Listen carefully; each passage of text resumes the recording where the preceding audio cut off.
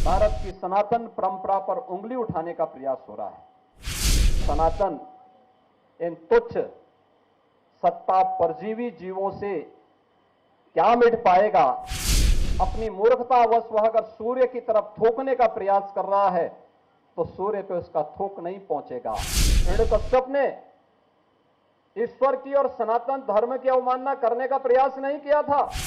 जैसे सत्य है, शाश्वत है, ऐसे सनातन धर्म भी सत्य है, शाश्वत है। जहां पूरा देश आज गौरव की अनुभूति कर रहा है कि आजादी के अमृत महोत्सव के बाद अमृत काल में नई उपलब्धियों के साथ भारत दुनिया के अंदर जाना जा रहा है, तब इन उपलब्धियों को कहीं ना कहीं कमजोर करने के लिए उनके द्वारा भारतीयता, भारत की सनातन परंपरा पर उंगली उठाने का प्रयास हो रहा है। विरासत को अपमानित करने का प्रयास हो रहा है। विरासत के प्रति समाज की दृष्टि को कमतर करने का कुत्सित प्रयास हो रहा है। लेकिन इनसे सब भूल गए कि जो सनातन नहीं मिटा था, रावण के अहंकार से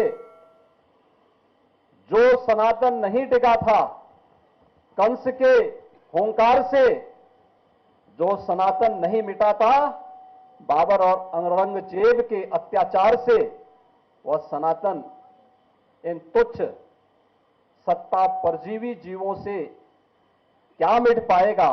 आज इनको स्वयं अपने कृत्यों पर लज्जित होना चाहिए। मानवता का धर्म जो सनातन धर्म है, उस पर उंगली उठाने का मतलब मानवता को संकट में डालने का कुत्सित प्रयास।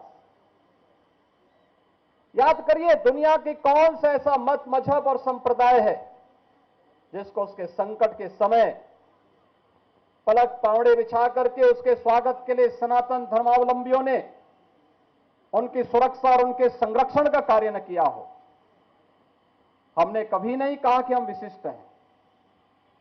कोई सनातन धर्मावलंबी कभी ये नहीं कहता है कि हम विशिष्ट हैं या हम ही सब कुछ हैं, कभी नहीं कहा।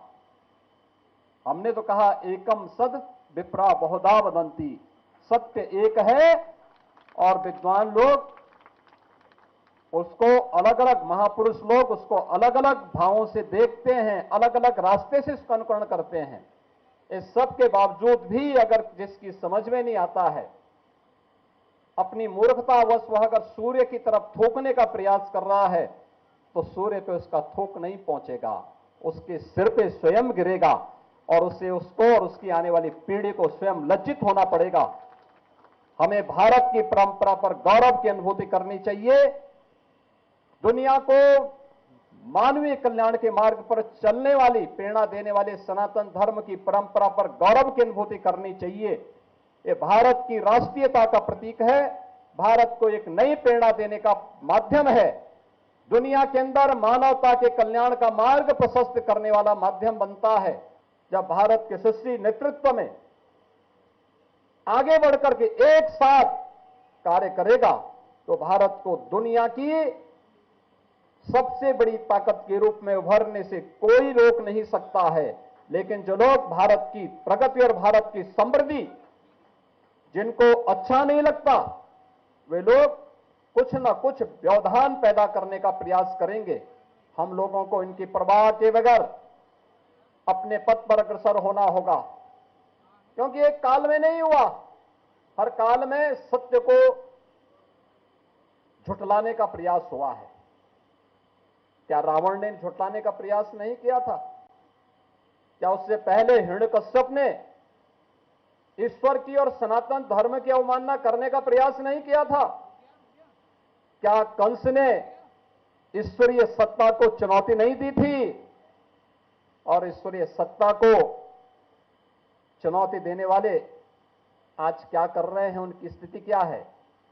सब कुछ मिट गया, कुछ नहीं बचा है।